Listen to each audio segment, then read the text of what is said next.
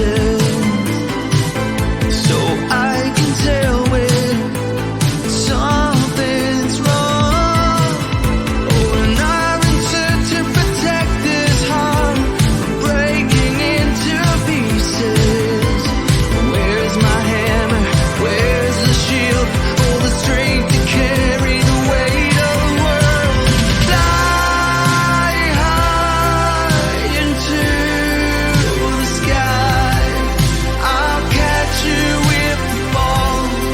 I'll catch you if you fall. Fly high into the sky. I'll catch you if you fall. I'll catch you if you fall.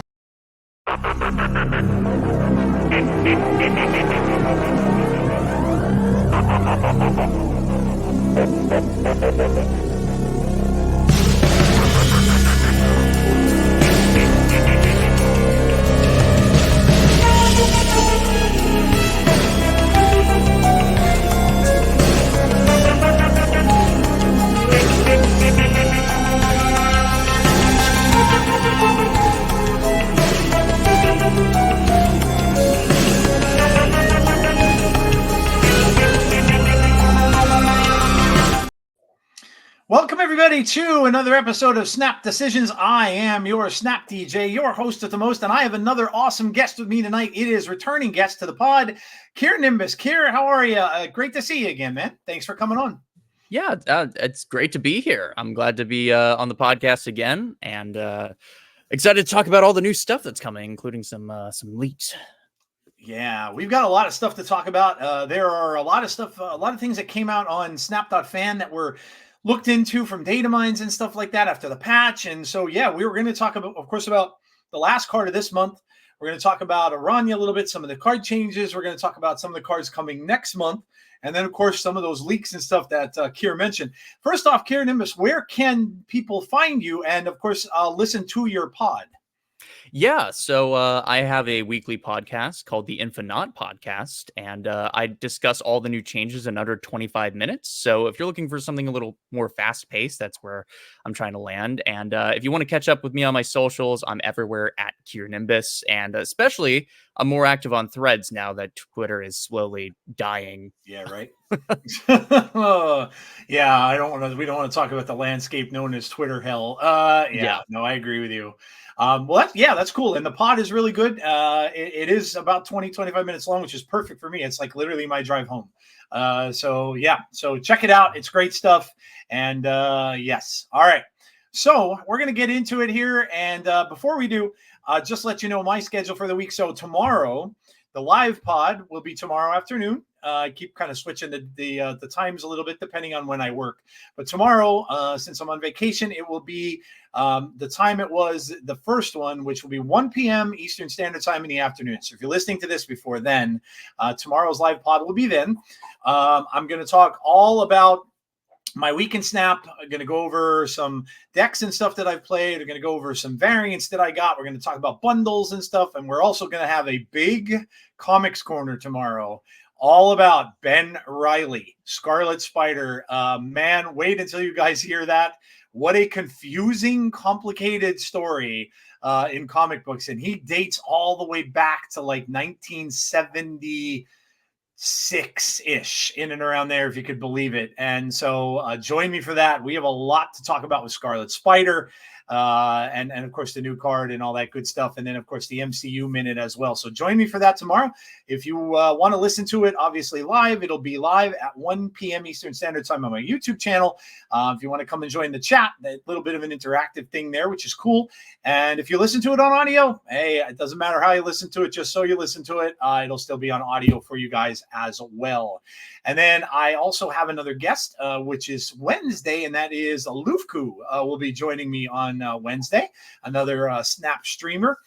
So he will be on the pod on Wednesday. So a lot of vacation, a lot of content. So kind of goes hand in hand, or basically says I have nothing else to do on my vacation. But hey, you know what? I digress. So, all right, let's get into it here. So, Kier, I put up a post on Twitter earlier, and I asked everybody, and I'll get your thoughts on this too. This month, and I went and did some rankings on these cards before the month is out, as a lot of people do. I found, and I thought it was just me, but some of the responses I'm getting, it's not, that these cards were very highly anticipated, but some of them aren't quite living up to the expectations I think that they had.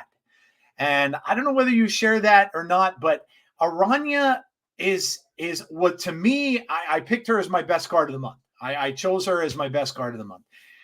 Whether it is or not, so far all I've seen really good in with her is in, and I've tried her in Surfer.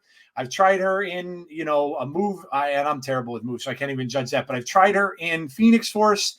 The Phoenix Force deck, I can literally say she's really good in. But it's a weird, different kind of Phoenix Force deck that has Nimrod and Shuri, so it's a little bit of a different deck than usual. But yeah, so what are your thoughts on this week's card? What are your thoughts on Aranya? Have you played her, and what do you think about the card? So I am what you would call for banging in the keys. Absolutely. Because the Young Avengers season meant a lot to me personally. So regardless of the card's strength, I got every card that season, and I'm very happy to have them. But that meant that, I got unlucky. I ended up spending, I think, 13 caches during that season in order to get the cards. And that put me flat broke. So this season, I'm being very selective with the cards that I'm grabbing. Aranya and Madam Web are two cards that I did not get. I mean, part of why, and I think this is going to transition well into my thoughts on like the hype around these cards. Move is just hard to play. It is. You have to think about so many things because, and I think this might be something that they might, try to look into, but the UI of the game doesn't help you keep track of where your cards are going with the move effects. So you might think that, like, as a bounce player, you might think that there's a lot of correlation between the two because there's a lot of mapping out and placing matters. Your sequencing matters, but the big difference is that every time you place a card down in a sequence, you have to keep in your head where those cards are going to move. Where, like in bounce, for example, you know that if you place something down, it's going to stay there.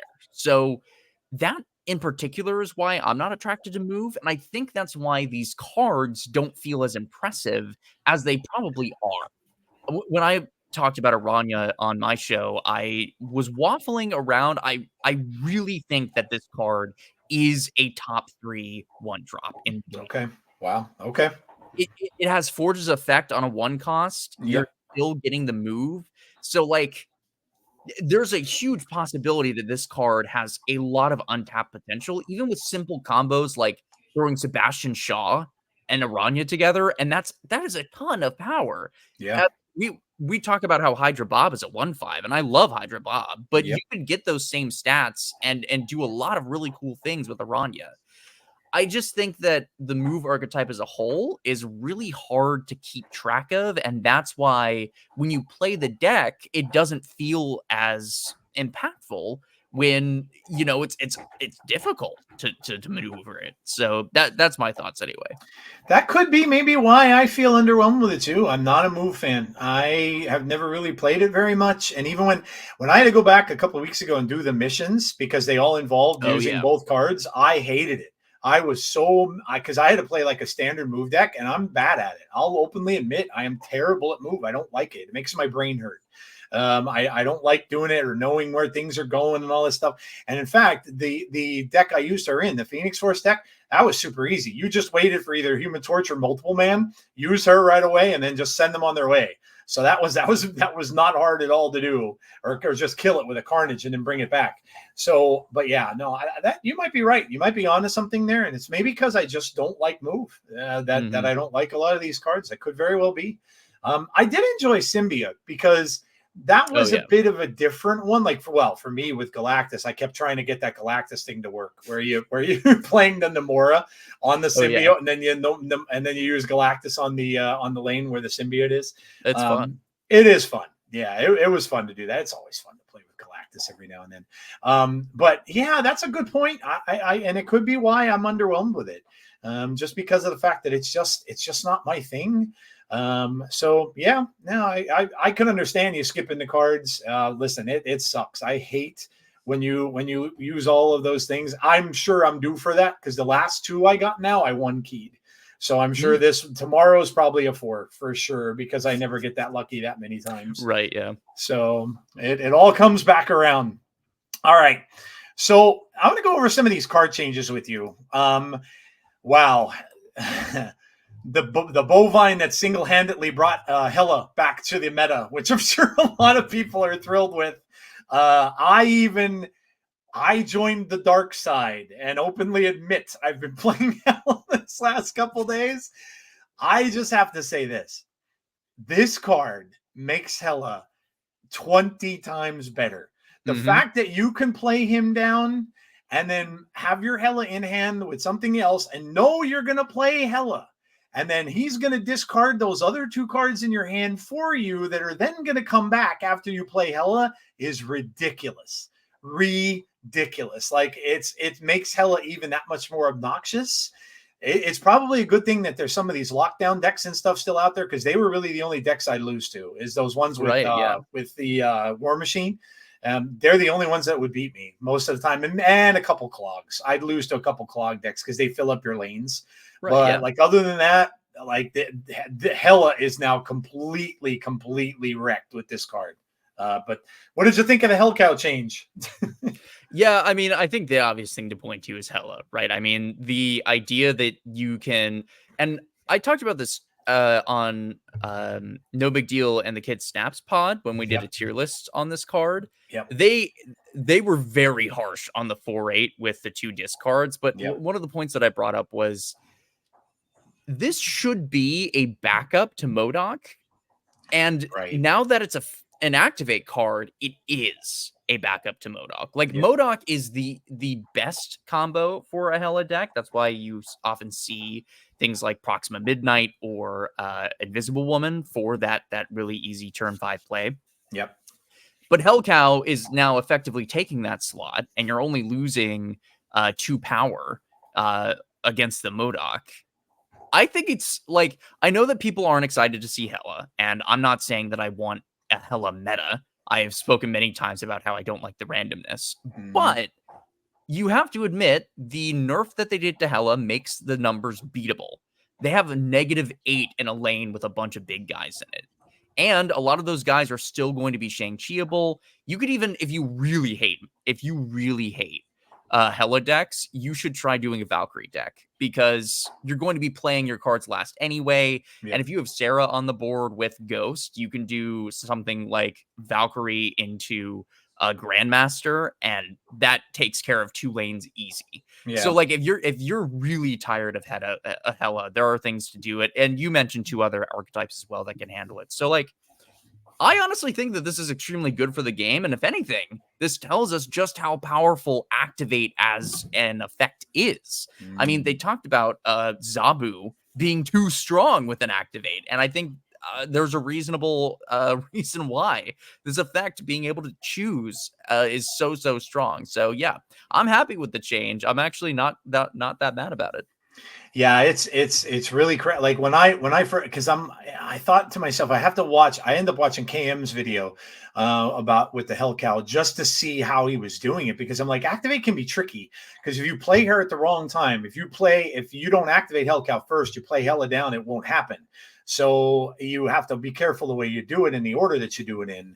But when I did it the first time, I'm like, oh my God, this is sick. If you have, and my Hela deck has Luke Cage, which a lot of them do, to try to negate that little bit of a loss that you're taking in power. But yeah, look, I mean, I think, and we'll talk a little bit about this later. The meta is kind of all over the place. You know, you're having people trying to go back to lockdown now because Professor X is long dead and gone. So they're trying to do the lockdown in different ways. Clog was always around, which it still is. But like, the lockdown things out there, there are a lot of things that can, probably beat Hela, except me. Zoo might not be able to get up there high in power. But other than that, there's a lot of stuff out there that can probably still be competitive with Hela in the meta. So, All right, let's look at the next one. This I just don't know. For bounce players, it's probably a great change. I haven't seen it. In fact, I'm not really seeing any bounce. However, there's a card coming up next month that we'll get to in a little bit that's probably going to change that. But yeah, what did you think of the Black Swan change? So this is another point that I often bring up when I talk about Black Swan, and it's the idea that what she's offering you is the ability to cheapen cards, but you're still paying the cost that she has. So like in my mind, the reason that I don't like Black Swan is because if I wanted to play down 2 1 costs for 0 power, or excuse me, 0 cost, I could just do that without Black Swan. And the idea, I think, with this card is if you cheapen those 1 costs, you can splash them in with some higher power cards. Like if you had a 6 cost and then you could also play down 3 1 costs, that sounds great. But the 1 costs are so cheap. They're so easy to get into your curve anyway. I oftentimes feel like this card just has a design problem. Like making your 1 cost cheaper, it's not valuable in a lot of circumstances. Now, I think that this definitely has a place with the upcoming bounce card. I think you were alluding to it too. It's the one that bounces your cards and then grows in power. Yep. Having something that would also discount those cards after you bounce it would be great because, Beast is a 2-in-1 combo and Falcon does his own thing. So like there's a place for this card and I recognize that. I'm just personally not that impressed. Yeah. Yeah. And I would think the numbers kind of tend to agree with you. I don't think too many people are playing this. I haven't seen it personally in all the games that I've played at all. So I would think that the numbers would agree with you there. I think that people are kind of ignoring this one. And again, maybe it'll come back when we see that other card next month and maybe, and the thing is the bounce players that I know that play bounce on a regular basis, most of them are playing werewolf bounce. And werewolf bounce, you got to kind of be careful because that's a think a lot deck too, because you really have to know where you're playing those on reveals to get him to keep moving, and then so you don't get him stuck before you can move him at the end of the game. So yeah, it's a little more difficult to play. So I don't know, like this card doesn't seem like she would fit in very much in that. Plus they're using Silver Sable in the bounce deck now. So there's a lot of stuff going on in those decks where I just don't know if they would fit this deck in. And like you said, they may just not have a spot to try to get those ones. And you're right. Maybe this is a card that somewhere down the line just needs a rework, just a change to it altogether. So, all right. Third change, Swordmaster, the 3/7. He is now an on-reveal. Discard an odd-costed card from your hand. Now, this one's funny too, because this one you think is an automatic add to Hela, because he won't discard Hela. So it's an automatic card that's in there that won't discard Hela, but I haven't seen it been played. I've played a couple of decks, maybe 3 or 4, but that people are playing just regular discard, and I haven't seen him in there either. So I don't know. 3/7 seems to me like a pretty good stat line. And for what he does, like I said, you would think he's an auto include with Hela, but I guess you have to maybe think about, are you going to play Luke Cage and save all that in penalty, or are you going to play this guy and just discard another card and just have a better 3-drop? So yeah. So what do you think about the Swordmaster change? On my show, I was theory crafting live because I was trying to figure out a place for this card. And the reason you're not seeing him in Hela is because Hela plays a lot of 6 costs. And it's because those are the biggest cards in the game. So if you're playing Swordmaster, the best scenario is that you're discarding a 5 cost. And as you know, a lot of those 5 costs don't have a high base power. They have, like an ongoing or an on reveal. That's usually Blink. Blink is usually a 5. Yeah. Yeah. So like the place for this card is really difficult. But after I posted my episode, I did try making a Black Knight deck by throwing in a couple of those like high power 5 costs. So I have like Arrow and Red Skull in there. And you know what? It's pretty good. And since you're not relying on like a 6 cost card, I could throw Dr. Doom in there because like I don't need the 6 cost slot to be filled. So like honestly, I like this change. I just don't know if it's better than doing what Hella does already, or doing what typical discard does already.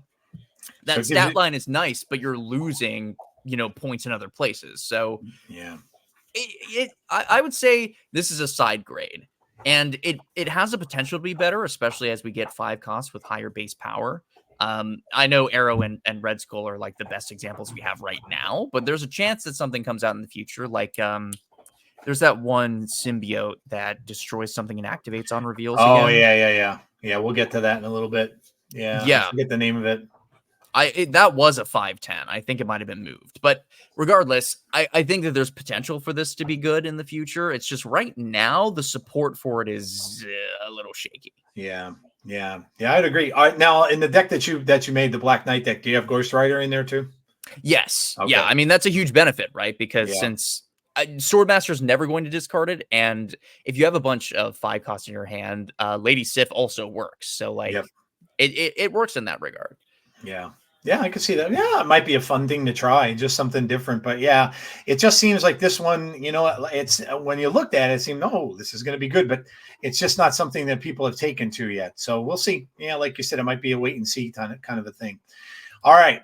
Let's move on to tomorrow. We have our last card of this season, and it is Scarlet Spider. Literally one of my, I know I get flack for this because people hate the clone stuff. They hate it.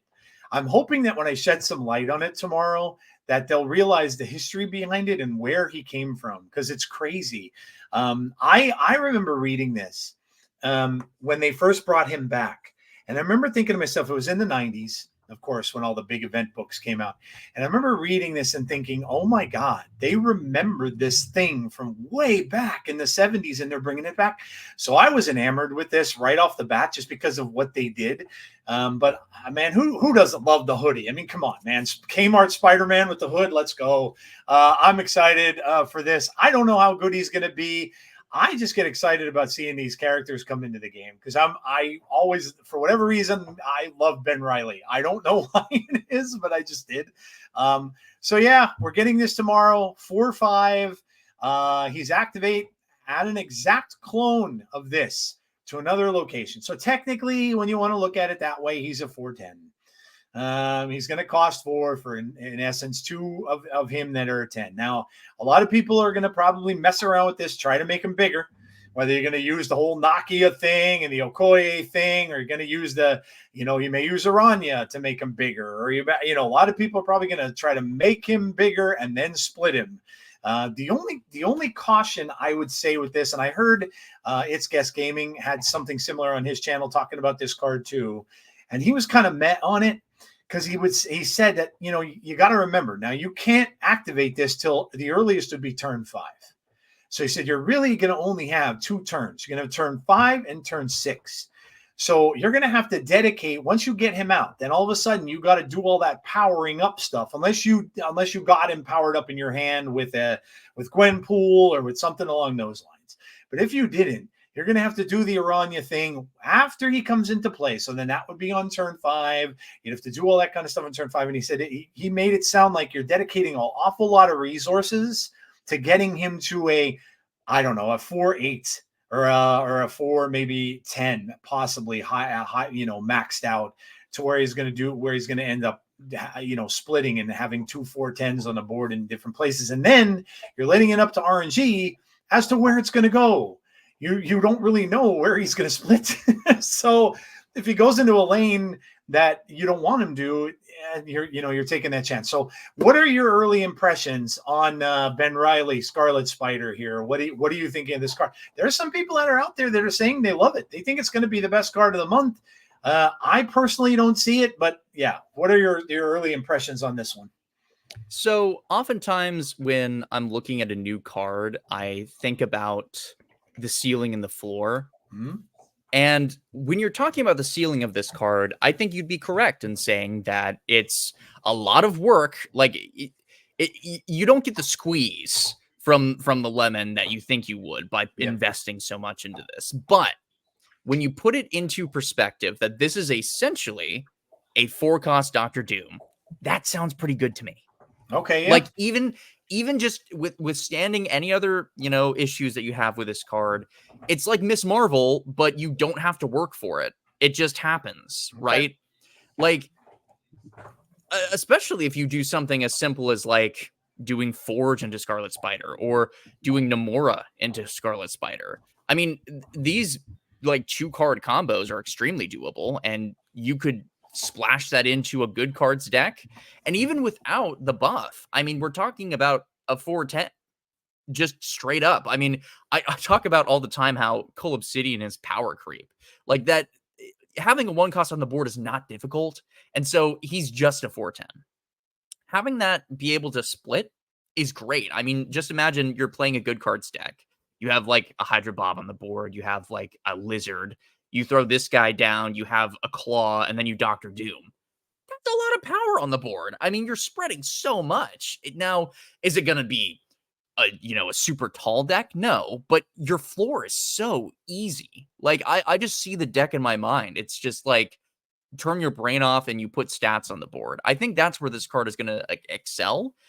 There is a possibility too that this particular card finds a place in like that sort of like weird hand buff surfer deck where you have the Nakia, you have the Gwenpool, and then you can throw this on like turn 5 or something. And then at the end of the game, you have that Nova Killmonger with the surfer.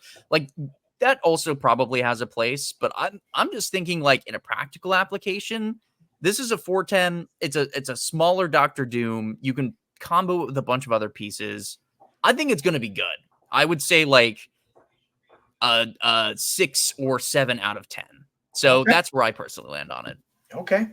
Yeah, it's going to be interesting to see. That's a good comparison. I mean, I wouldn't, the Doctor Doom comparison. Yeah, it's a good one. I mean, you're getting the same, the same stats technically. I think Guest mentioned putting it in an Iron Patriot deck, like where you're going to be able to buff up his duplicate with it, like you would buff the Doombots. Right. Yeah. So maybe. I mean, maybe this becomes like the surprise card of the month. I know that. When you're looking at it, I think a lot of people looking back at this season, and me included, I probably went Aranya number 1, Madam Web number 2. I had Symbiote probably number 3, and then this guy I probably had last. And again, maybe it ends up being reverse. Maybe the Symbiote, because it seems to me, and I'm seeing a lot of that Symbiote Spider-Man still play. Mm-hmm. People are doing the Wong thing and all that kind of stuff with that, playing that. So maybe it ends up that this one and the other, the Symbiote one, are the most played 2 of the month, where Madam Web, and she's not nearly what I thought she was going to be. But again, we go back to your original point about playing move. If you're not a move player, you're not really going to want that card unless you're. Now, I did see, I think it was Zombies Go Nom Nom made a deck with her in a Lockjaw lane. And I'm like, oh, that's interesting. Yes. I have seen that. Because you can boot your cards out of the Lockjaw lane and just keep putting stuff in there and going, pulling cards out. So that was smart, but it was like, who knows? This may end up surprising some people and may end up being, like you said, maybe it's just, you just got to look at it from the number standpoint and be like, yep, it's a small Doctor Doom. And you're essentially right. Yeah. Cool. Well, we shall see tomorrow. Let me look at of course, these are some of the variants of Scarlet Spider. Let's look at this. This is tomorrow's cash. Would you say pretty good? I mean, Skaar was being played in that 10s deck. I don't know that he's going to be played so much anymore since they took Mockingbird's 10 away.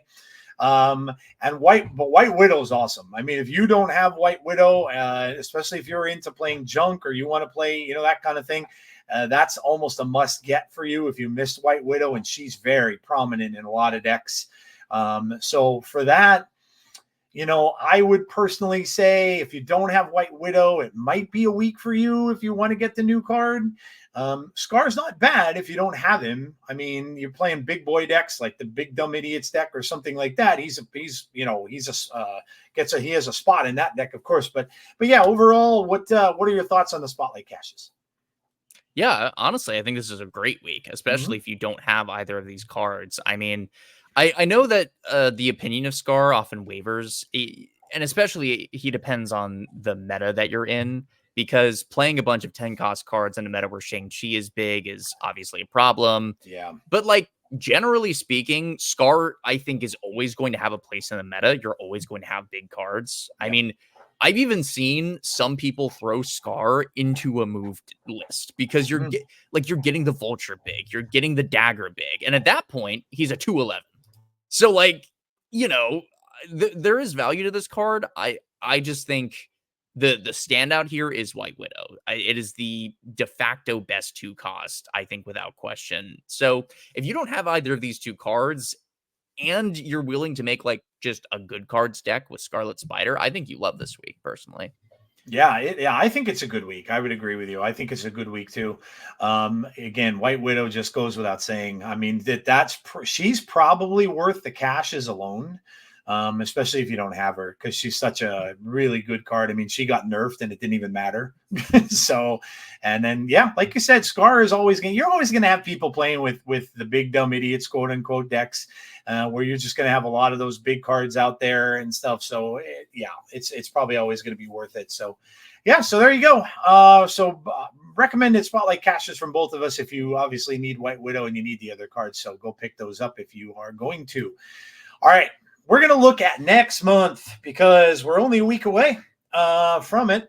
And this, of course, is I think they're calling it We Are Venom. There was a whole bunch of titles that they were using for this. I don't even know if that's it yet. But as you can see, some cool borders we have there. The Venom and the Carnage border. I'm not sure which is the Season Pass one yet. Might be the Venom one. I don't know.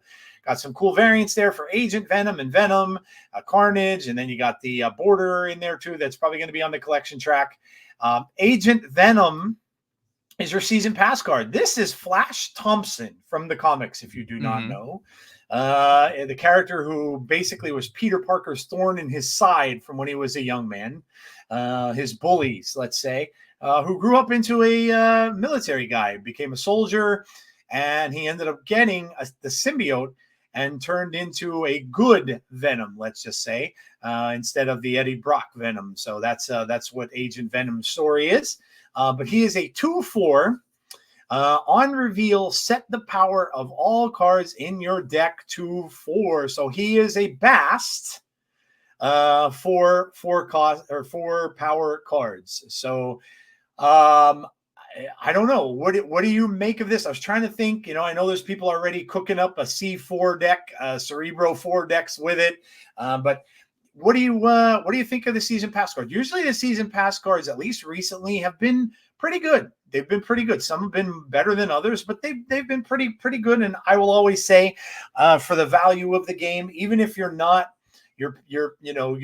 more closer to a free to play player, you're not buying a lot of cards, I would always usually tell you to spend the $9.99 at least to get the season pass. This way, spend the $10 if you can afford it, and at least you're going to get the season pass card and the track from that.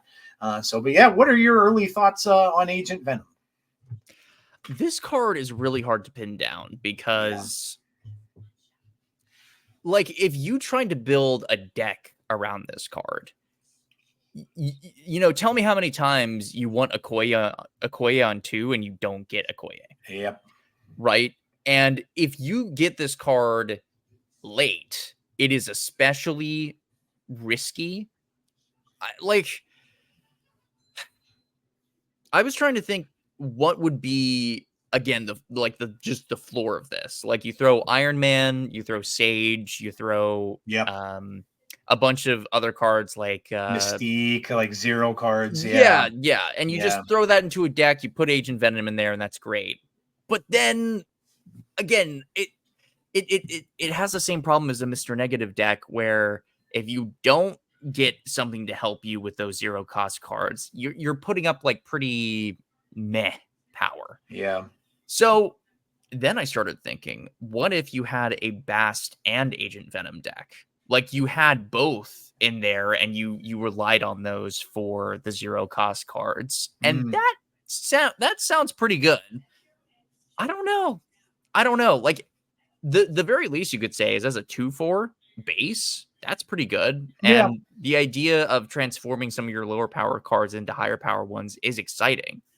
I don't know where I land with this card. I'm struggling to figure it out. And I wonder if it's going to be one of those cards that doesn't see a tremendous amount of play until we find that combo. One of those was Phoenix Force for a long time. Yeah. We didn't figure it out, but then we did. And it turns out it's a really cool archetype. So I'm hoping this is, similar in that regard. I'm looking up. You'd have to almost play, you'd almost have to play Ravonna too, right? Mm-hmm. Yeah, probably. Yeah. So it'd be, if you went the Bast route, Bast would be your 1, Ravonna 2. But yeah, well, I mean, you called it, right? It could be, yeah, I know, but I was thinking that too. You said Mr. Negative, but it wouldn't fit in a Mr. Negative deck. You'd make it a 4. So yeah, this is going to be a weird one. You're right. This may be one of those cards that people kind of have to think about a little bit when they get it before they figure out exactly where it's going to go. It's probably why people are thinking C4 right away, because they're like, it's just it's a 4-powered card, so it's automatically going to get the bonus.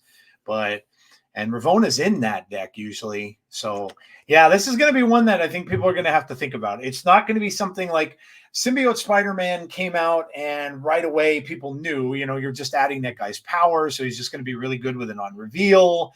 It's going to probably take some more thought to get this one figured out. So it's going to be an interesting first week of the season. It always is kind of fun.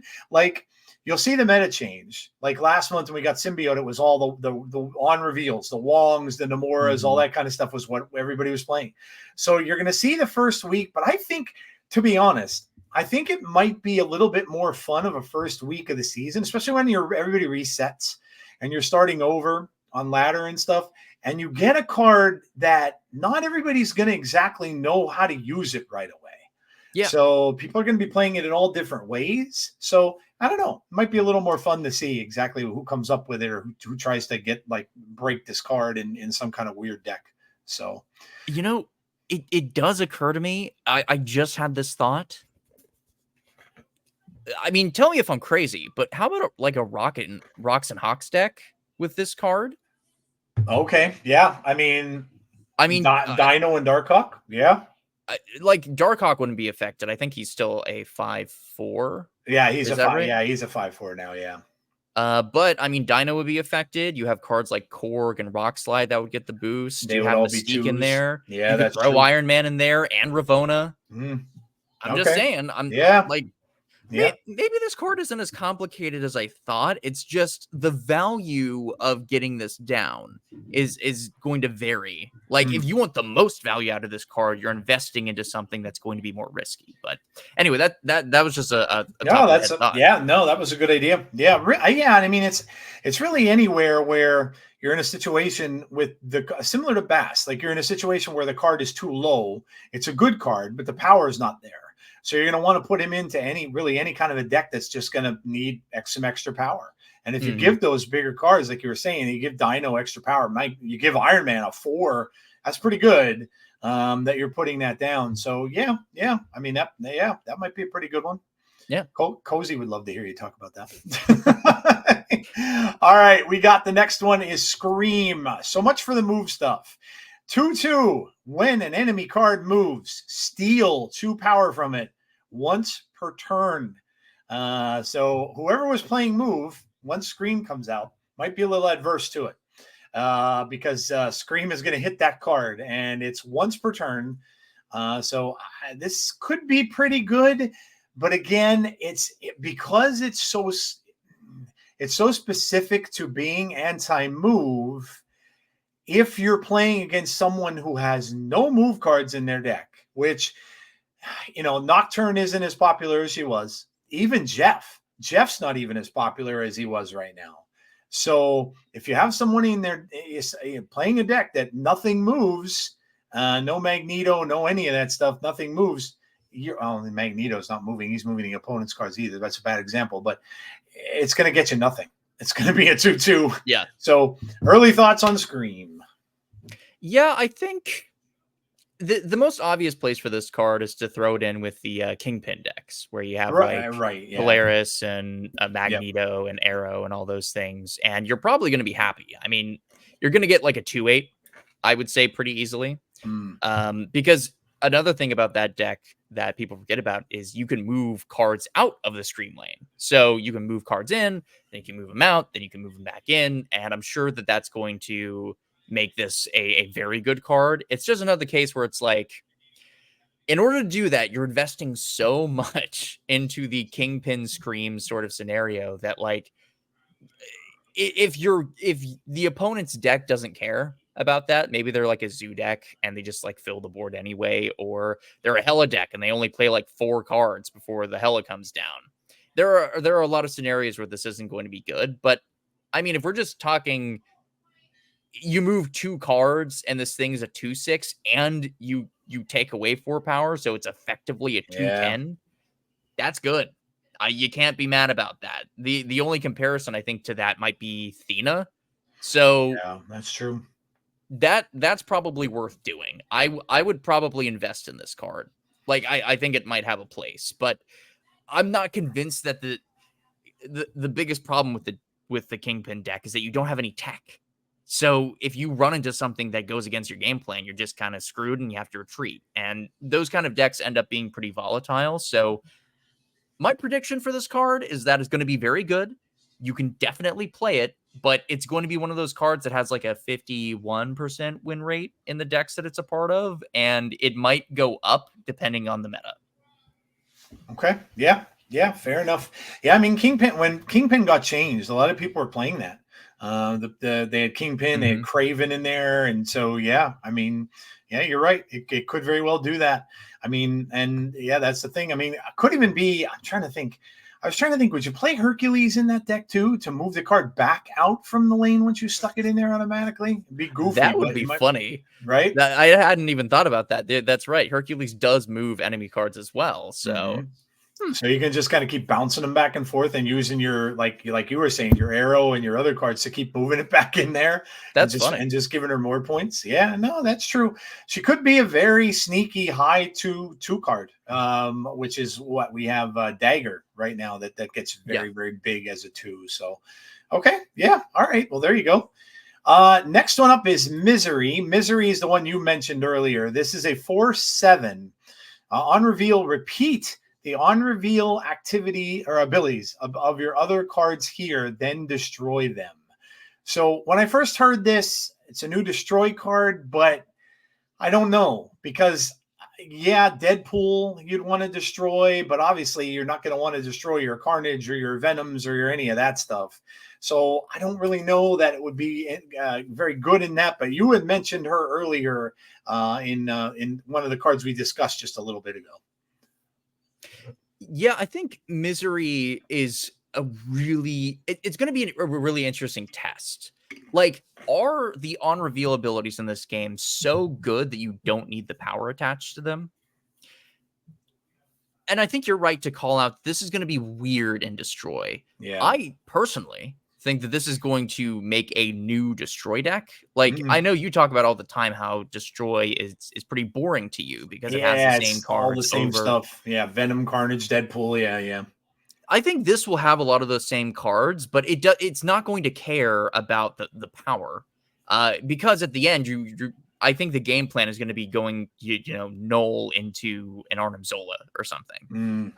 Especially because this is clearing out space. So I imagine this is going to be pretty good in Destroy.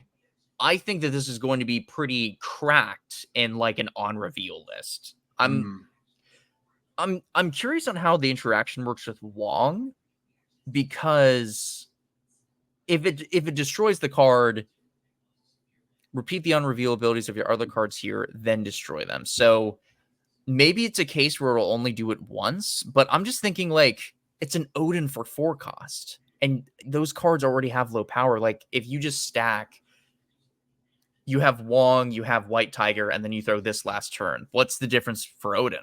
Like that's still good. And we all know how good those decks are. So I don't know.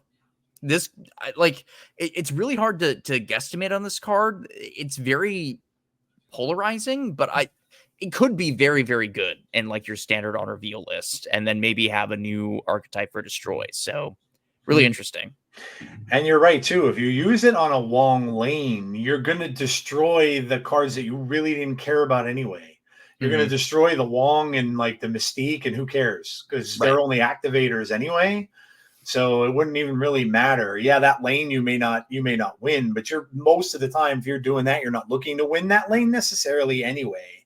Right. So because you're using the Tigers or you're using the other stuff anyway. So, or the Ironheart, let's say, they're all cards that you don't really care about power wise. So yeah, okay, it's a good way to look at it. Yeah, it's very similar to an Odin, except it's destroying your other cards. Yeah, okay. An Odin for 4 shouldn't be a bad thing. This could end up getting paired up with Namora as well. Oh yeah, because that could do the same thing there. Yeah. Okay. We have Scorn. Now this one was changed. This is a 1/2. When you discard this, return it to your hand and give +2 power to itself and one of your cards in play. Probably very good for discard. I'd say basic discard. I don't know if she'd be that good in Hela. I mean, it's going to add some power. But I don't know if you'd really you look at a Hela list or you want to go with, I think this would be really good in basic discard though. Just your Mobius discard along with the Apocalypse and stuff like that. She might end up being like a must card in there. I know a lot of people are using Meek in discard. If you're still using that, she'd probably replace Meek, I would think. So, so yeah, thoughts on Scorn? I mean, one discard makes this a 1/6. Yeah.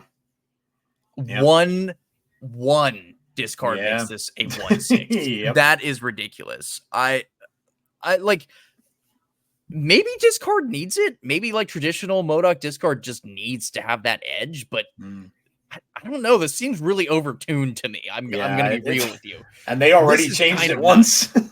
This is kind of nuts. I mean, and the fact that it returns to your hand, like, oh my God. Could you imagine doing something like a Calling Wing and then a MODOK, and you've effectively gotten yourself a 110? Yeah.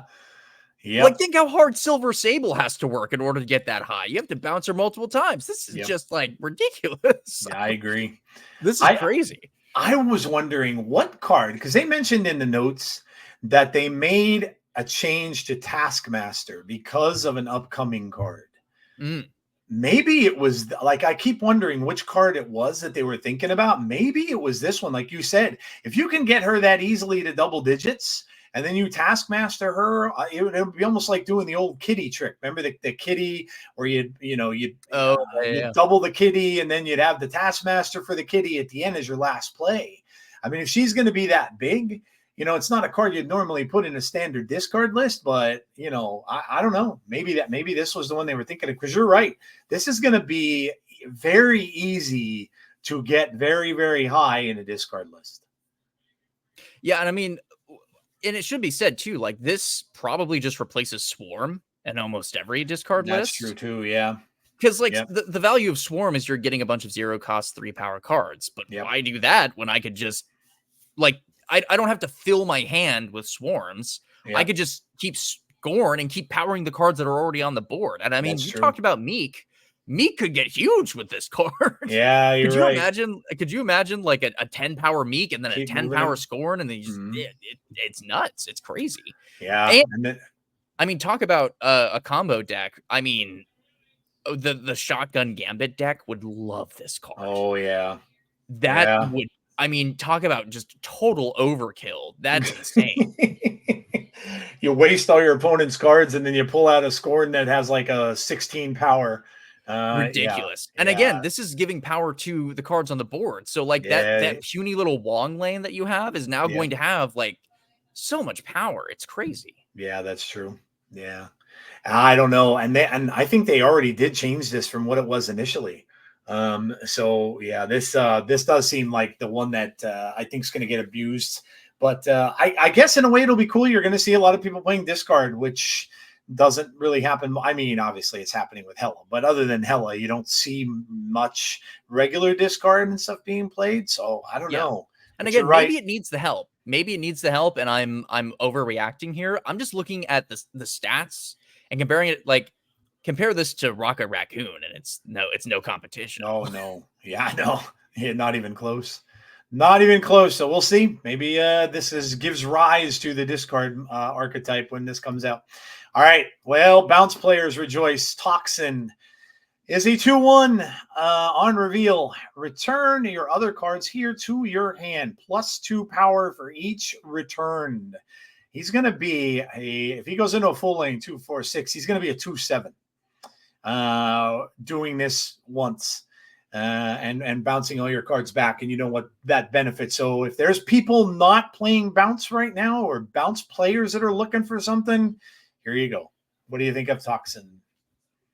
Yeah, I think this just replaces Hit Monkey. Like, you just throw this, you throw like, and the most insane part is that you can bounce Toxin too. So you can throw like a bunch of 1-drops, you throw Toxin down, then you throw those 1-drops down again, maybe with Black Swan. This is the thing I was talking about earlier, right? Yep. And then you throw Beast in there, then you bounce the Toxin back, and then you throw the 1 cost down, and then you Toxin. This card is going to get monstrous very, very quickly. And it doesn't have the downside of the Hit Monkey playing it all on the same turn. I think... I don't know if I don't know. I think this is just better than Hit Monkey right now. I don't know why you would play that when you could just do what Toxin is doing. I don't know. Yeah. Maybe I'll be proven wrong, but I think this is just a fantastic card. I think it's going to get very, very big. Yeah, it would seem so. I think this is going to be good for that archetype. I think that you're right. Hit Monkey, I don't see anybody choosing Hit Monkey over this because of the drawback. Because there is you're not really seeing a drawback here. And especially like you said, you can beast him back, you can bounce him back, play it all over again. And this is just going to be a very big card for bounce. I'm always fearful of bounce getting really, really good because bounce was really hard to deal with. Oh yeah. When you had people hiding the Killmongers and stuff like that until the last turn, they'd hide Killmonger behind Invisible Woman because bounce was so good. Remember Lambie winning tournaments with bounce decks and all that kind of stuff. So I always get a little nervous when I know bounce is going to make a comeback. But yeah, this is going to be a good bounce card for sure. Absolutely. All right. AntiVenom is the last one, and AntiVenom is Eddie Brock, but he's the good Venom. He became good for a little bit and he's able to heal. This one actually heals people instead of harms them. He's a 4/6. On reveal, set the cost and power of your deck's top card to 0. I have I mean, this is going to require some thought because obviously you're going to get a 0 cost card, but it's going to be something that like a blob where it's either going to doesn't care about what its power is, and you're going to gain a lot of power anyway, or you're just going to have something that's just really, really darn good and doesn't matter what power it is that you're going to want to play this with. So early thoughts on AntiVenom. I mean, I think a lot of people are afraid of losing the power on the card. What you should be caring about is the cost. Yeah. I mean, we were just talking about, was it Misery, the 4/7? That, you don't really care about the power in that Wong lane. Throw this guy in there, and suddenly you have like, I don't know, 0 power Odin or 0 power freaking Wong or whatever. I mean, the sky is the limit. And I think the easiest comparison for people who might be scared about this card is it's like an instant pixie. Like, sure, again, you're losing the power. That is significant. But if you have a bunch of good on reveals in your deck, then you don't care. And there are especially a lot of on reveals that would love to be comboed in this way.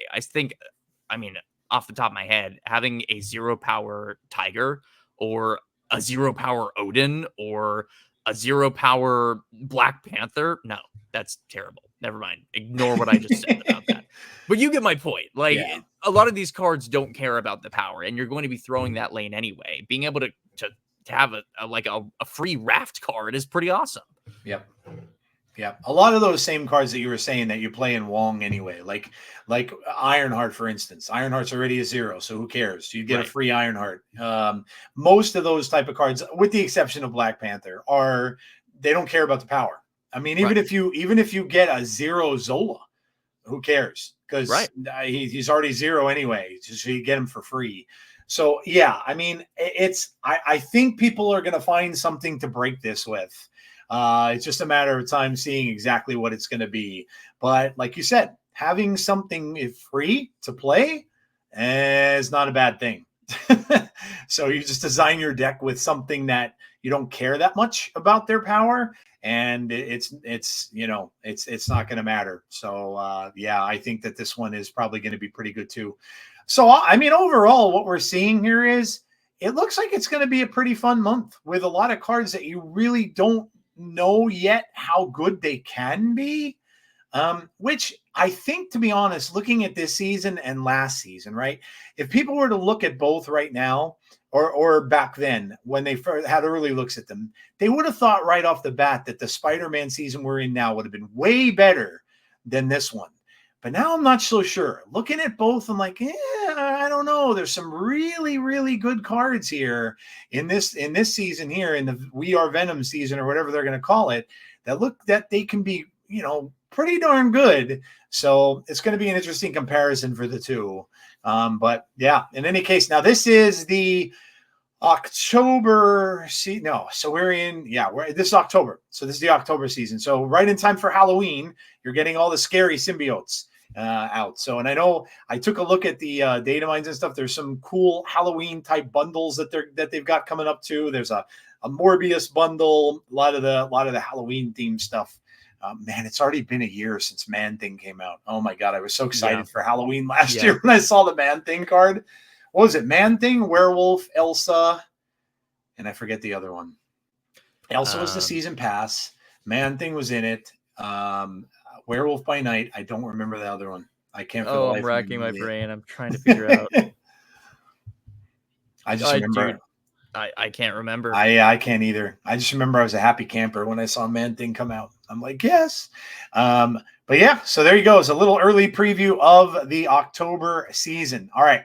We're going to move on, and we're going to discuss something I've been talking about on this channel for quite a while that had me excited, and this is Snap Packs. So now this is all from snap.fan. If you want to go check this out, give them the credit for this, obviously. But this is what this says. We've learned quite a bit more about Snap Packs. It appears this will be a limited time event rather than permanent new alternative acquisition system. Now that's kind of what I thought it was. I thought it was going to be a new acquisition system, but it's not. Something called pack charges can be charged to earn up to earn Snap Packs.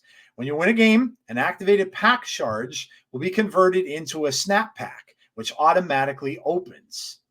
Essentially, it sounds like a secondary betting system. You will have a certain amount of charges you can choose to risk by charging them up before a match. If you win, you get Snap Packs for each, but those charges are presumably lost if you lose.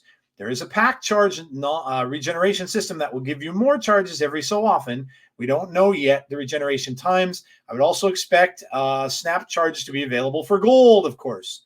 Mm-hmm. Whether or not this system is good or not will depend entirely on the drop rates. We know there is a pity system for getting new cards from Snap Packs, but there's no indication of how generous that will be. Expect new Series 5 cards and cosmetics to be available in Snap Packs. I'm currently expecting Uncle Ben and Tombstone, which are the ones that were shown for this season, to be the first two new cards offered in Snap Packs, with a couple of new cards that are thematically tied to each season as future Snap Pack pulls.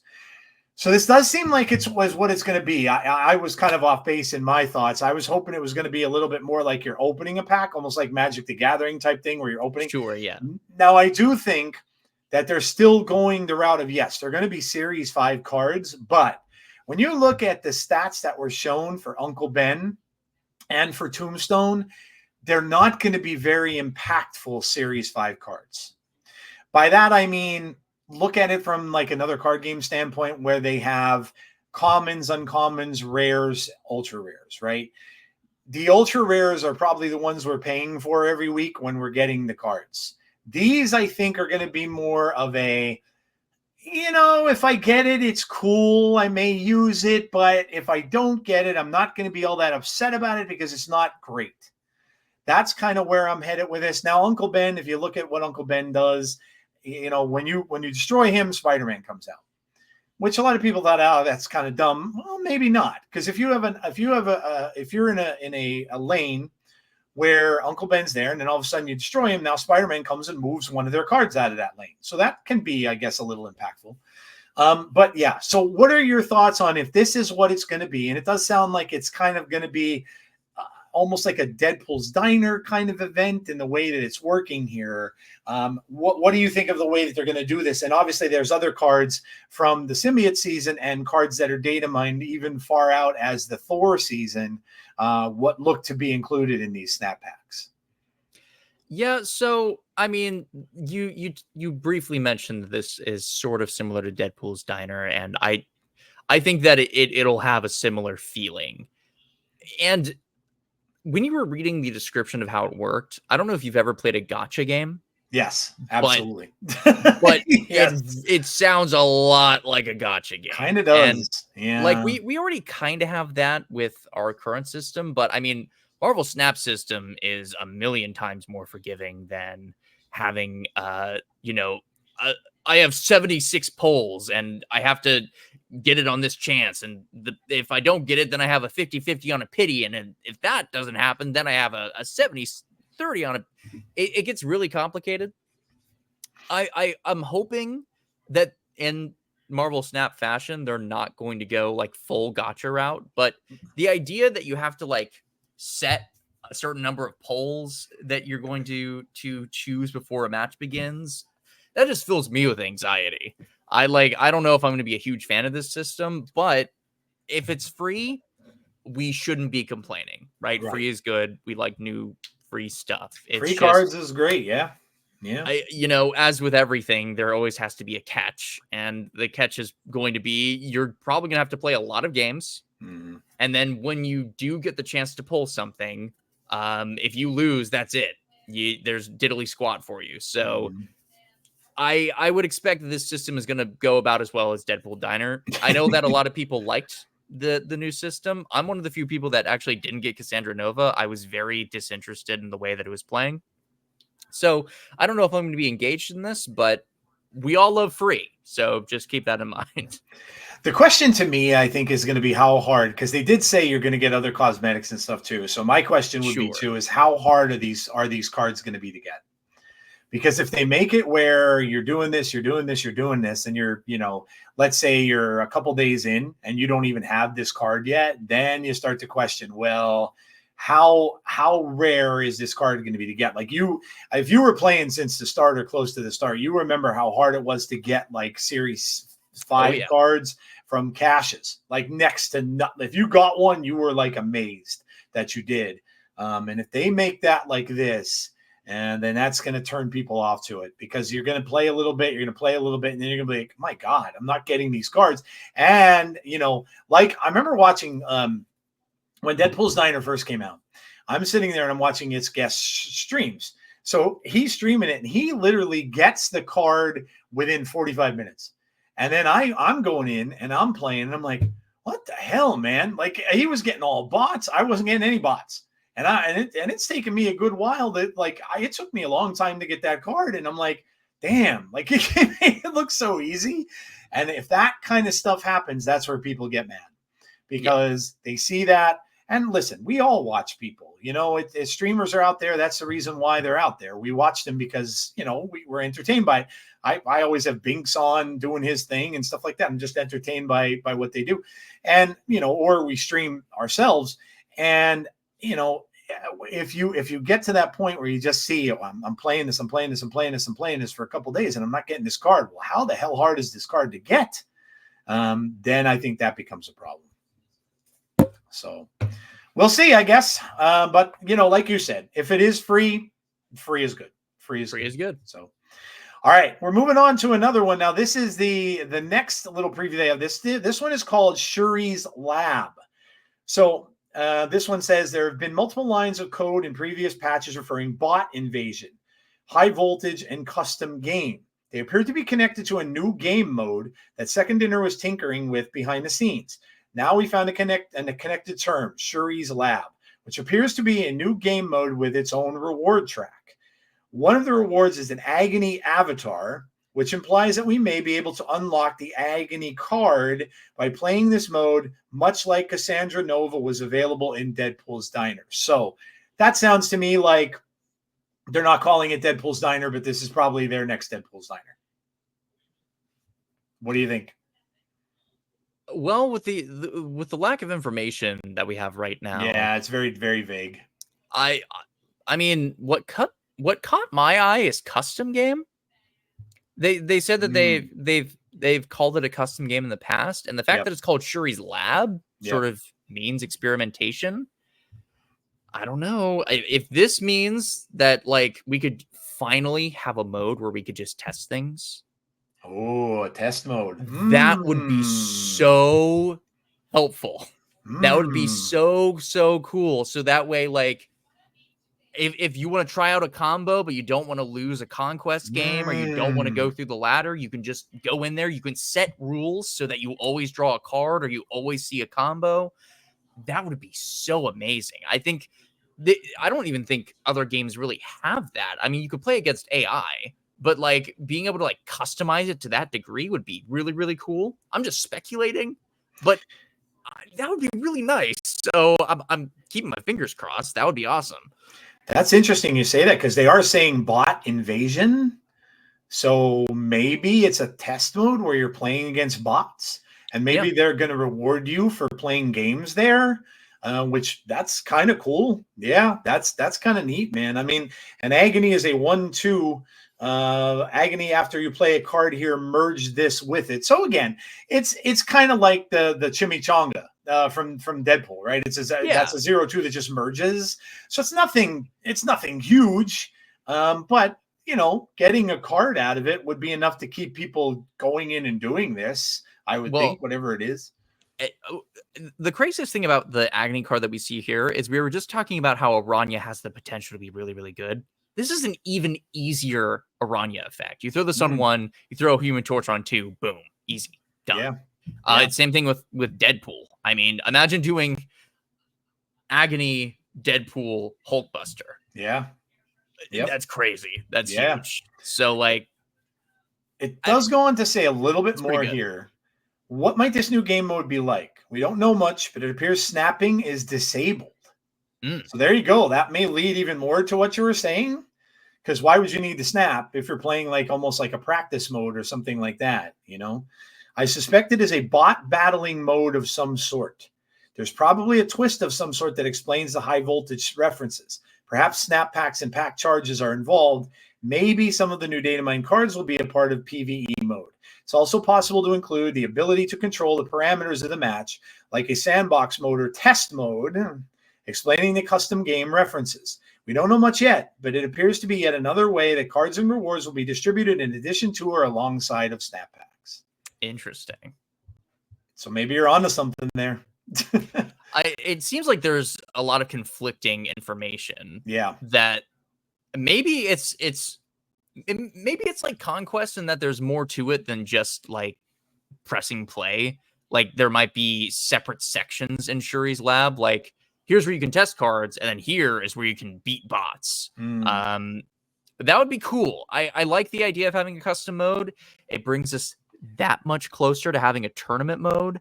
I know, like, people have been begging for a spectator mode. It would really help the competitive scene of this game. So anything that can help specify, like, I want you to imagine you could create a custom game where you could like choose the location that you want. So you can see specific interactions. That would be so cool. And it would be amazing for content creators that just want to show you what a card does at its peak.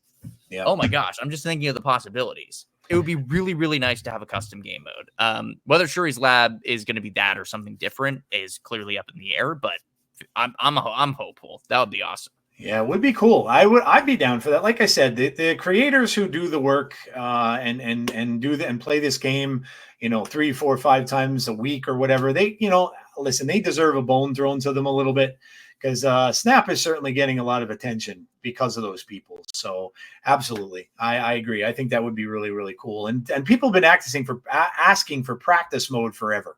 Right. So yeah, that'd be awesome. Hopefully that's what it's going to be. All right, we're moving on. So this came out. Some new borders and custom card screens have been rolled out into the cosmetic shop. These are available for collector's tokens, marking the first time, but probably not the last, that you can spend tokens on cosmetics like these. Black Cosmic and Rainbow Cosmic have both been put out. There is also a showing on this picture. There's Gold Black Stardust, which is new. So, and then the other ones have been there already. White Neon and Red Neon have already been there. But so what do you think about the charging tokens? I mean, look, the way I look at this is, and I talked about this on my last show, tokens are very hard to come by. Very, very hard to come by. I'm kind of a mini whale in a way, but I will never spend tokens on a border. I just don't see it. They're so hard to get. I certainly don't have them laying around. And when I thought about this a little bit, like the math of it, right? Let's say, so a card, right? If you were to purchase a card, it's 6,000 tokens. They're saying a border is 1/6 the worth of a card, which blows my mind. I just don't see. I'm never going to say they're wrong for doing this kind of stuff, but because all they're going to get really with this anyway is going to be the whales that have tons and tons and tons and tons of tokens, more than likely. Somebody who has like sitting on 20,000 or 30,000 tokens that they are just saved and they don't know what to do with anyway are going to be the ones that are going to be buying these things. But to me, when you value tokens at such high regard, I don't see that I would ever personally spend 1,000 tokens on a border. No way. What do you think about this? I mean, obviously, I have to think about the devil's advocate here, and I actually don't know this. Is there a way to directly buy tokens in this game? Other than on Token Tuesday or from bundles? Not that I know of. Okay. So the devil's advocate argument for this is, yes, it is 1,000 tokens to get a cool border. But when you put it in the perspective of we can get 100 tokens for free through our collection track, right? It just takes 10 of those to get a cool border, right? Like, that's not too bad. It's true. I agree with you. The idea of using card currency, which is already super rare, to get a border sounds ridiculous. But, I mean, it takes forever to save up for a card anyway. So, like, there's a part of me that feels like the reason they're doing this is to give you more options to spend those tokens. To just spend your leftovers. So that's what I said in the ladder. Like somebody's sitting on a ton of them. Yeah, maybe. And you know what? There's a chance that maybe I'm somebody who has just my favorite discard deck, and I don't need anything other than discard cards. So I'm okay spending, a bunch on some really cool black borders for like my Morbius and my Blade. Yeah. Maybe that's okay for me. But as a general, I wouldn't advise doing it personally. Yeah. I mean, there are going to be times when you're banging in the keys and you're strapped on resources and you got to use those tokens. That happened to me last month. That's how I got Hulkling. I spent tokens on Hulkling. Yeah. But it's important to keep in mind that different people play this game for different reasons. Mm-hmm. And if you look at the player counts for this game, it's in the millions. And we just don't get to talk to these people. So I don't know if it's really that bad of a decision. Maybe they're correct. As you can see here, this person, whoever this is, has a lot of tokens. 23,000. Oh man. Yeah, look at you can debate about the whole cosmetic thing forever. I've talked about it on my show many, many times. It is what it is. The way I look at it is this. There is no game today, and I don't care what game you play, even if it's a console video game, a computer game, there's no games today that don't have cosmetics. There just aren't. I saw this starting back when I was playing World of Warcraft years and years ago, when they were adding mounts to the game and you had to pay gold for them and all this kind of stuff, even back then. And Candy Crush, for as long as it's been around, has always had that, hey, you're stuck on a level? Give me $1 and you can move on to the next one. This just is what it is. This is the life of the games. This is the life of a gamer. If you're going to play the games, you are going to end up having to make sometimes monetary choices where you don't necessarily have to do it. You may want to do it, but you unfortunately can't because of your situation, because everybody's Right. different. Everybody's different. So, yeah, it is what it is. But yeah, I mean, the borders are awesome. I was messing They around look with them. great. The rainbow one looks fantastic. Don't get me I don't wrong. like. Yeah.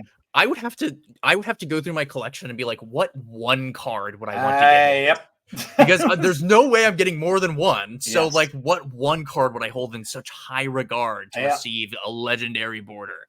Yep. I don't know what that card is. I got to be honest with you. I like a lot of cards in this game. I'll go as far as to admit I tried it on the Galactus. Oh yeah. So Oh, I was yeah? like, I for a split second I went, but then I was like, no, nope, because I Yeah. looked at the ones I had already, and I'm like, nah, he's got that really cool. That's the purple crazy border. thing too, is that like a lot of the borders just look good anyway. They So do. yeah. Yeah.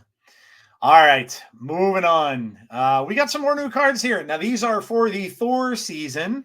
So we'll talk and see what these are. Early look. Obviously, these are all data mined. So again, we're not going to really know if this is how they're going to come out, but we got some information for Frigga.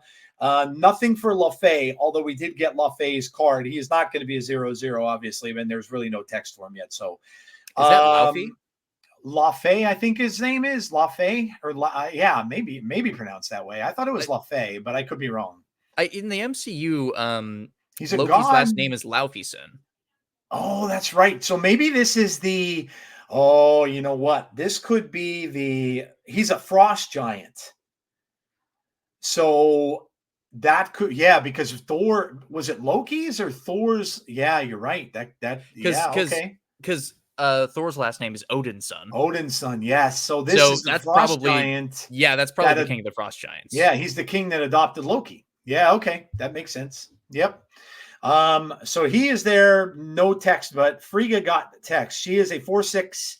And again, these can change. On reveal, add a copy of the last card you played to your hand, if able. That's pretty strong. That's pretty strong. That feels like a Hearthstone card to me, like straight out of Hearthstone. That feels like so familiar in my brain. And it seems pretty good. I mean, yeah, I would say so. That's a pretty good card. I mean, yeah, that's a pretty good card, and she's an on reveal. So yeah, just like having a cloning VATS on demand, like even if something as simple as like playing speed, then Frigga, and then you can throw. Oh my gosh! Or imagine this month's Spotlight Catch card, White Widow. Imagine a White Widow. Oh my god! I mean, and it's like, and we're just talking about the floor here. The ceiling is that you do some crazy combo, and get like a bajillion power Sage or something. Like, you could do a lot. Yep. Yeah, we'll see if this comes out this way. Obviously, these are data mined ahead of time, so they could change. And you could do like Sage. You could do Wong Sage, have like a combo in there where you get like 2 Sages, and then those get oh my gosh, you could do a lot with this card. There is a lot. We're only scraping the surface here. That's crazy. Yeah, this is, it seems like it's going to be an insane card for sure. All right, this is Surtur. Now this is the season pass card. It's also been changed a little bit, so he went from a 3/3 to a 2/2.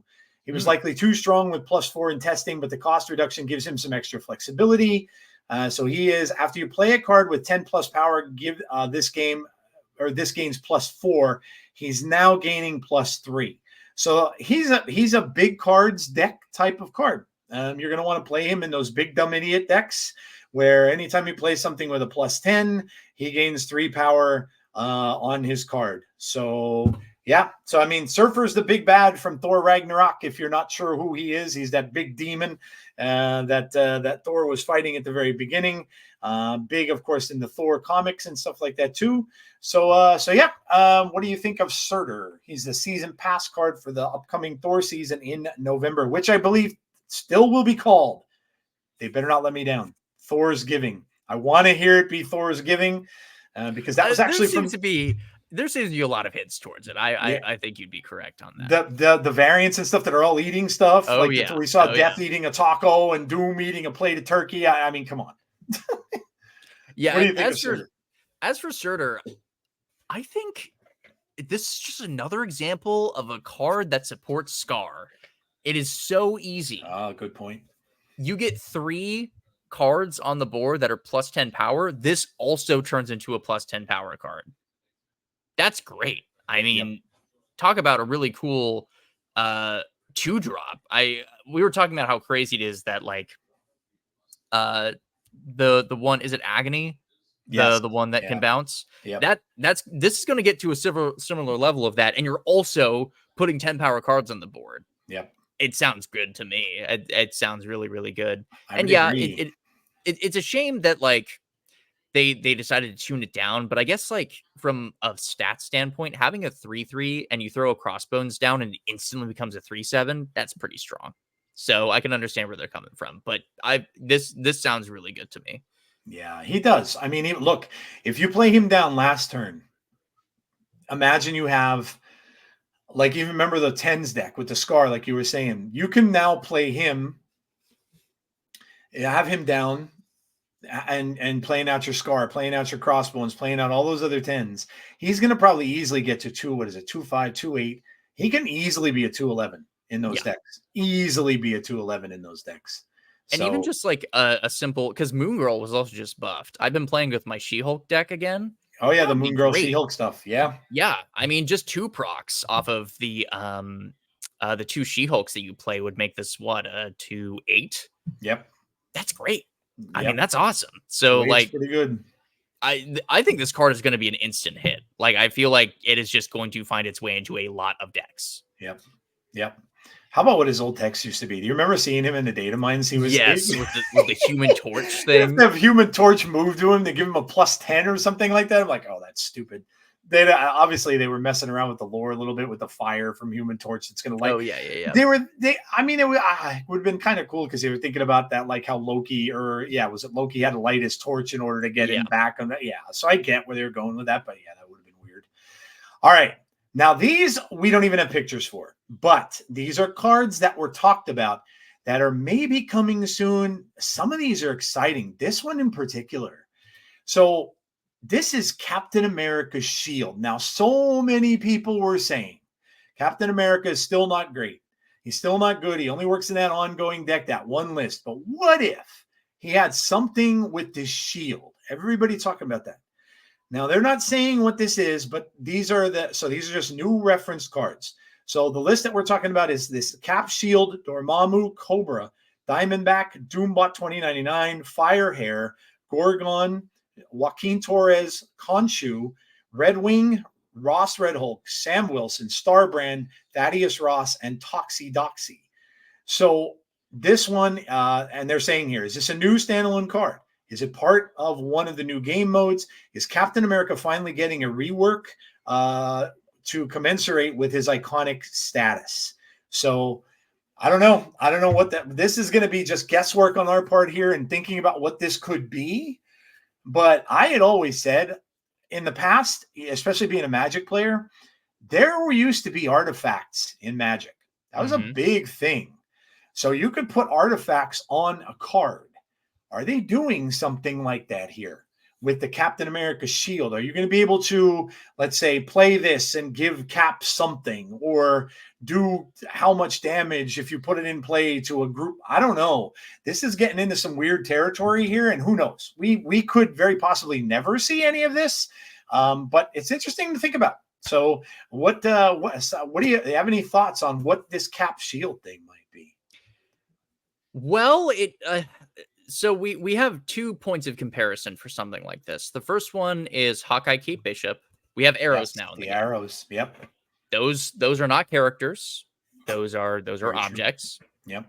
And another thing that we have is the vehicles in the game, the Quinjet and the Helicarrier. Yep. Those are not characters. Those are vehicles.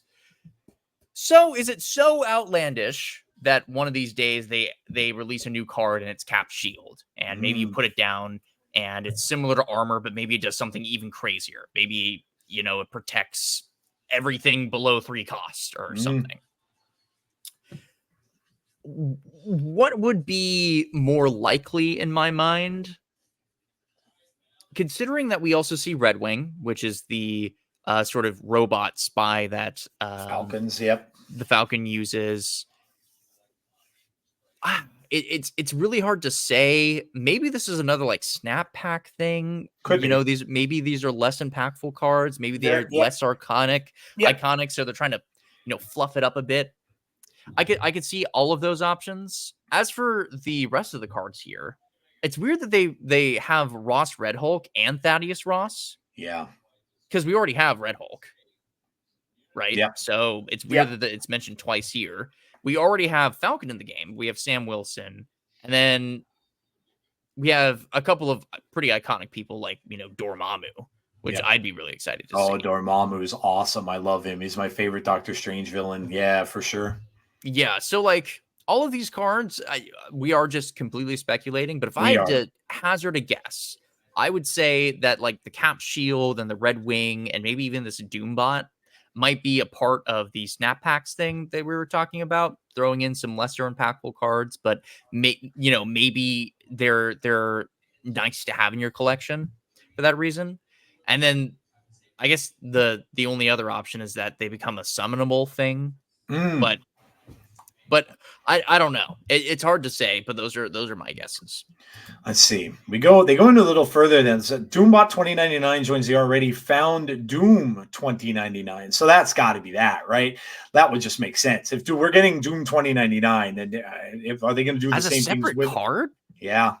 Yeah, that's what it's saying here. Joins the already found Doom 20. So they obviously found Doom 2099 in these. Who is expected to join the December season. It looks like Doom makes Doombot tokens in any era, they're saying. So I don't know. Is it going to be very similar to Doom, or is just going to make Doombots and be almost the exact same thing? Maybe they'll just be different power, different stats. I don't know. Yeah, that's weird. Yeah. They say Dormammu here is one of the most anticipated characters that has never been data mined before. He's important enough to anchor a season, but it's unclear where he fits yet. Dr. Voodoo, not listed above, has been found and fits thematically with Dormammu. They may form the core of an upcoming season. So again, all speculation. You just don't know. Dr. Voodoo's another cool character, by the way, in Marvel that I was hoping to see sometime too. It almost looks as if it's kind of like going to be a magical season, right? Not with the Doom one, but it looks like it's going to be a magic type season with Dormammu and Dr. Voodoo, maybe. I don't know. Dr. Doom is like the second most powerful. He is a sorcerer. That's true. Maybe they are going to be all together. It's possible. I don't know. It's fascinating to hear though, because I think it's pretty correct to assume that like Dormammu and Dr. Voodoo would probably be in the same season. I'm trying to think of any. So. Like, are there other magic users that we're missing that might be able to fit in there? Let me look and see if they have any more listed. Let me go down the line here. This is just the Dormammu thing I just read. This one is no. This goes into the Ross Red Hulk and Thaddeus. Oh, you're just trying to think of different magic users. Think of Doctor Strange like Nightmare from Doctor Strange. Oh, okay, yeah. I love him too. I used to read a lot of Doctor Strange comic books growing up. I was a big fan of his stuff. It was very psychedelic reading. There was always a lot of colors and a lot of like. You could tell it was written in the 70s. I'm trying to think who else. We didn't get Clea yet. Doctor Strange is a significant other, girlfriend / whatever she is. We didn't get her yet.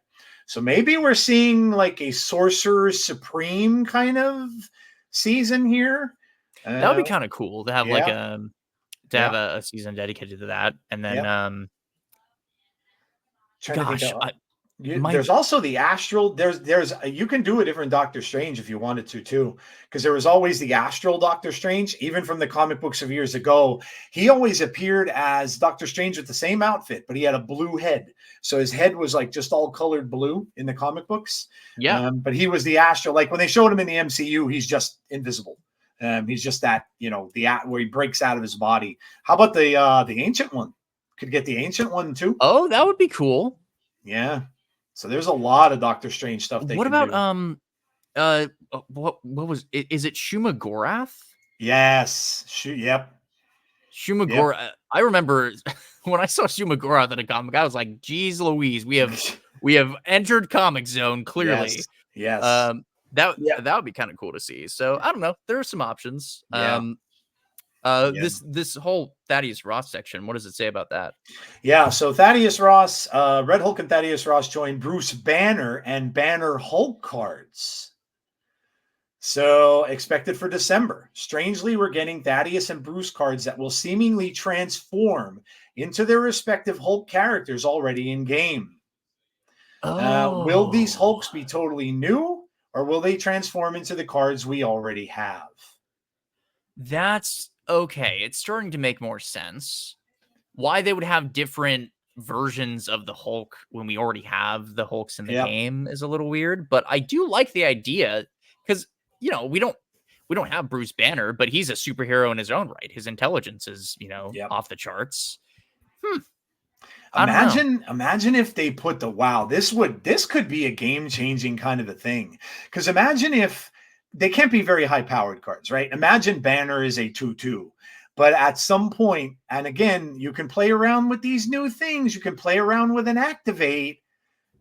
Activate him, turns to the Hulk.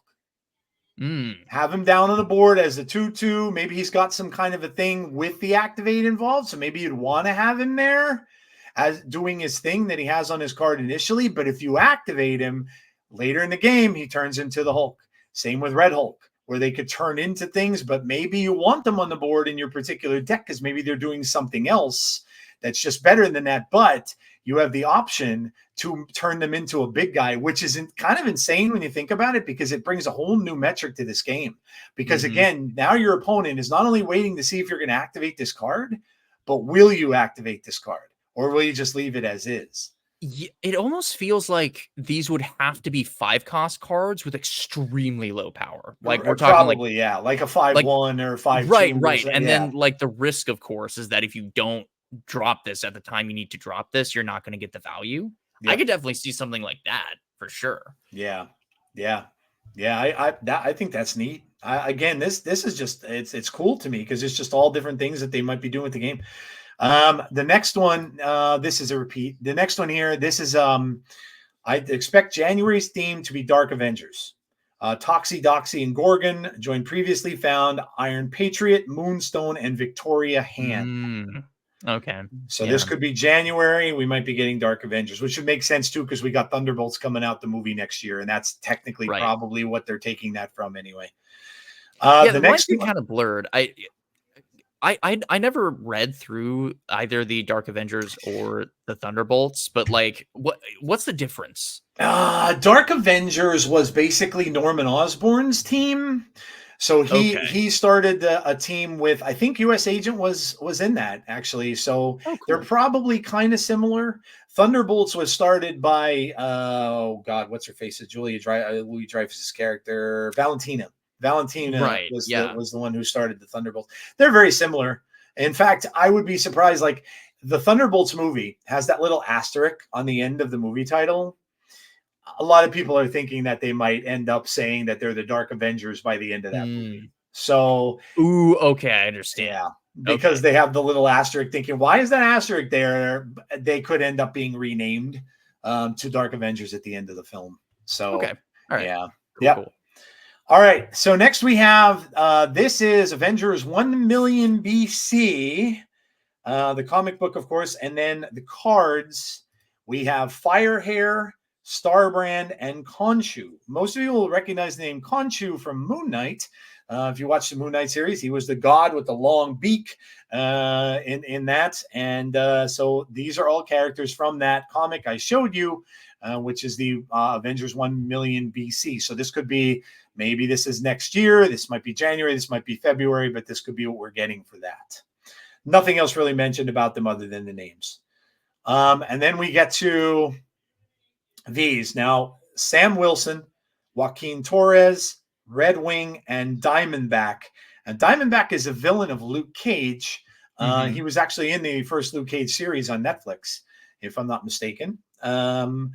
Red Wing, of course, you mentioned, is the Falcon, and Sam Wilson and Red Wing are both getting, I don't know, they're both getting their own cards, which maybe that goes along with, like we were talking about the Bruce Banner one.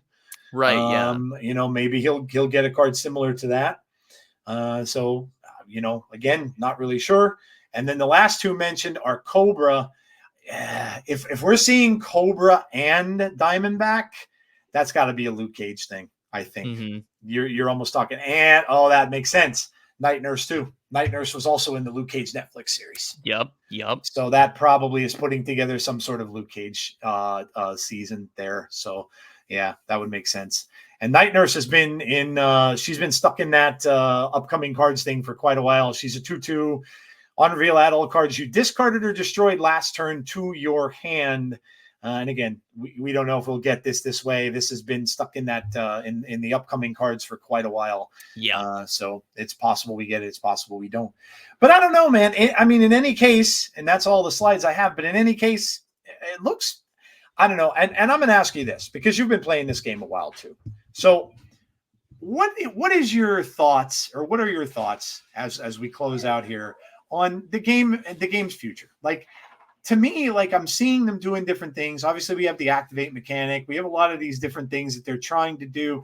We're seeing things that are kind of getting us a little excited. We got the diner. Now it looks like we're getting other things, the Shuris Lab, all that kind of stuff. So I don't know. It makes me pretty excited to see this in the game, at least, at the very least. And I remember when I had you on around that time when they did the roadmap debacle, Right, yeah. when that all happened. But to me, it looks pretty cool. It looks to me like they're really trying to put in different things into the game to make the game more interesting. It looks like they may be adding a little flair to the cards now. And who knows? Maybe the activate thing was just the first in a step of what they're going to be doing down the road. And they're going to add different mechanics to these different cards. That having the other identity, alternate identities come out could be a cool thing. You do that with almost any hero that's in the game or villain that's in the game. So just some of your thoughts on the future of the game. And obviously they're going to have to step up their game a little bit because there is another small mobile game called Pokemon coming out this month. That may cause them some problems. It's funny that you bring up that Pokemon thing because I think I talked to another podcast at some point about the idea that at some point there's going to be market competition for this type of game. Yep. They hit the nail on the head on a lot of the design aspects of this game, and that's what makes it unique. That's why we're all here. It's such an amazing setup for a game. Mm-hmm. But their execution constantly gets pulled into question, and especially their communication is something that they still need to work on as a studio. Yeah. What I think about the future of this game is that it has infinite potential. I love this game. I came back to this game because I saw some of the changes that were happening. And I think the community for this game is incredible. Agreed. But I would be lying if I said I didn't have concerns. I mean, we've seen a couple of times that they aren't able to deliver on certain promises because of the limitations of what they're working with. They have been given a lot of money by investors, but we don't know where those resources are going to. And this game still has a bunch of problems that haven't been fixed. And it's pretty clear that they're still working with a smaller team. Yeah. So I guess I feel optimistic, but cautious. I don't think that's a crazy stance to take. This game has a lot of cool things coming up, and thankfully we have data mines to let us know about these things. Agreed. Yeah, that's true. Otherwise, I think our view would be a little bit more bleak. And again, that goes back to the communication thing. Like, I know that they're not super strict on the data mine thing, and I know that people don't like data mines, but for someone like me, it gives me something to look forward to. And I hope that they work on that going into the future. Another thing that I found was particularly interesting was the lack of a draft mode mentioned in here. We have all these other things that are being talked about, but none of the leaks talk about a draft mode yet. And that's one of the most anticipated features people are looking for. So all of that being said, I am cautious. I am, wary. There are a lot of things coming up in the market, especially that are going to cause tension with this game, but I do love it. I hope that they continue to work on it. And I do love a lot of the new cards coming out.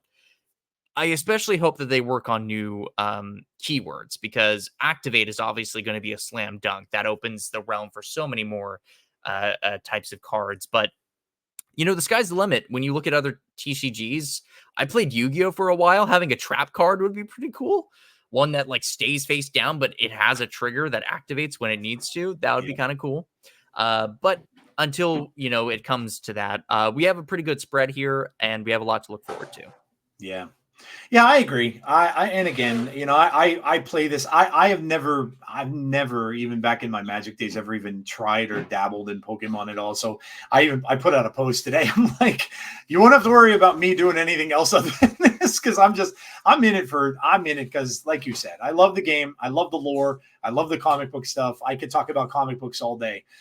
So that's why I play.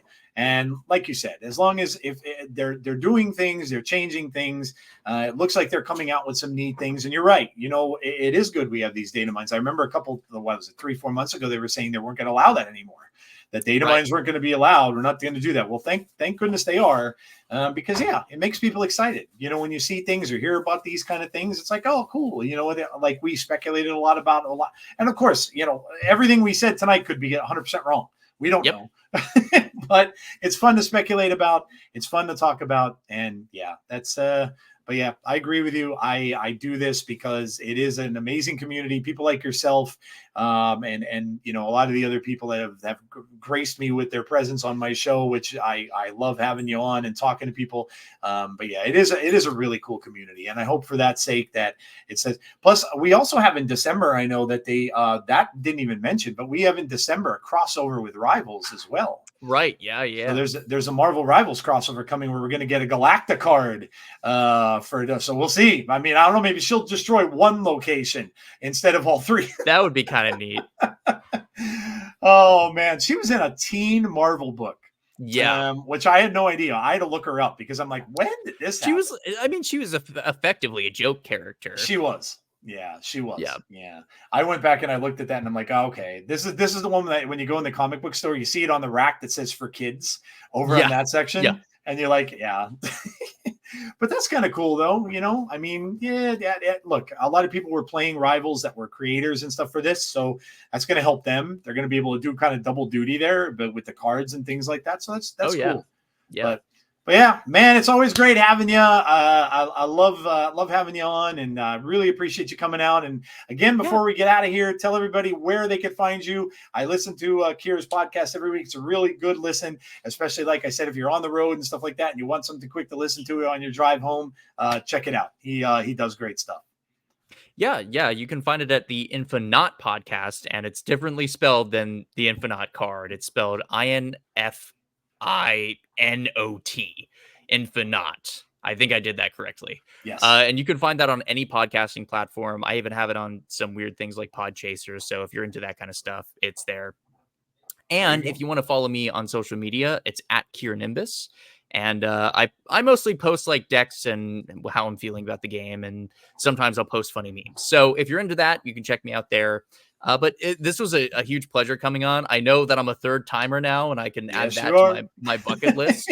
I love coming on here. I love talking to you, especially, being a fan of comics. I love your comics corner every week. It's something that I look forward to because there's things that I don't know, like as much as I love comics. So getting to hear about stories is really awesome. And you do such a great job here. So thank you so much. I appreciate that. Thank you for the kind words.